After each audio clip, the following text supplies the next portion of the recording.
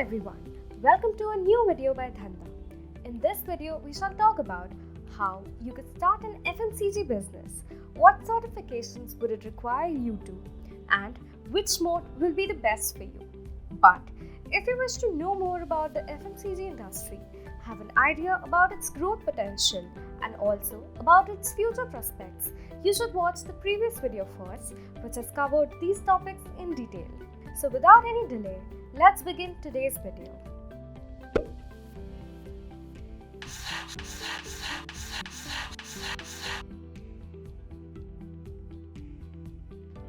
Before answering how you could start an FMCG business of your own, we would like you to cover a little about why you should start one if you wish to. FMCG industry is a very competitive one and has an ever-growing demand. Even in times of recession, the FMCG sector has yielded a relatively stable return to its investors. Experts have estimated high figures about its growth potential in future. More than that, it's an evergreen industry. Despite the competition, brands such as Patanjali have seen tremendous growth. This has been covered pretty well in the previous video. Now that we have discussed reasons to start an FMCG business, the next question is, how could we start one? Well, here we go. Step number 1. You would need to plan out your business as to what products you would deal with, since there are many segments in the FMCG industry. Whether you want to deal in packaged foods or toiletries, as these two are poles apart in terms of use. Once you have the primary plan figured out and a few logistics, you would be required to apply for the trade license from the local municipal authority. For a business to take place in this industry, you shall require a trade license, as authorities need to ensure whether your production is safe for consumption. Next, you would need to get a trademark under the Trademarks Act 1999. After you have planned out how you are going to set up a factory, the assets you would require, your products list and other things which are inevitable for any business to avoid, you would require to get a factory license before setting up a factory. Factory license is issued by the Chief Inspector of Factories to carry out manufacturing in the state.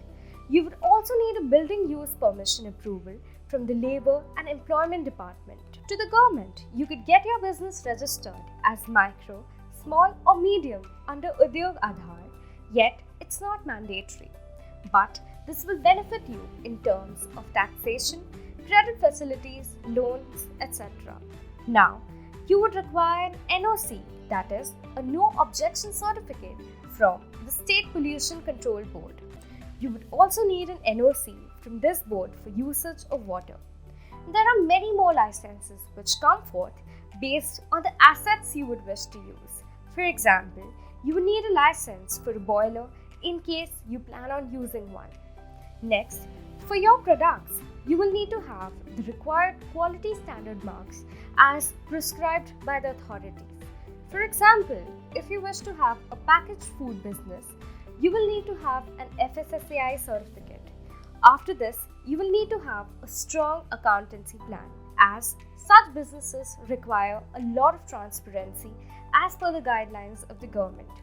It is better to outsource and take help from a chartered accountant. Once you have all of this figured out, that is your business plan and the execution and formalities, you can now begin with your marketing through advertising, social media, or any platform which you think is convenient, and you could begin with your sales.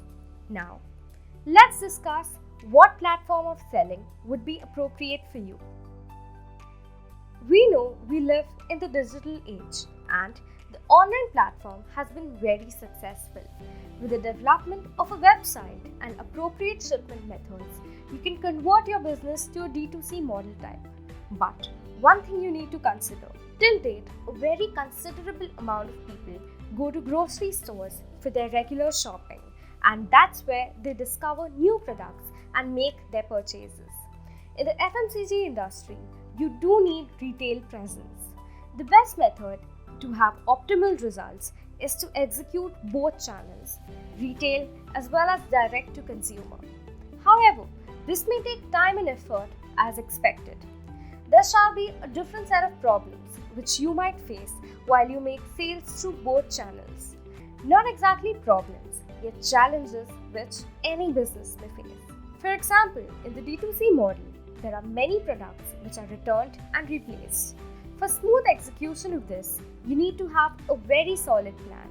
You should stay tuned to this channel because soon we shall have you covered with that as well. So we believe through the previous video and this one, you would have an appropriate idea of what the FMCG sector is, what its growth potential looks like, whether or not should you invest in it or should you be a part of it. If you have any related queries, feel free to reach out to us. Well, that's it for today. If you like this video, do give us a like, share the video and subscribe to Dhandha. We shall see you in another video. Thank you for watching.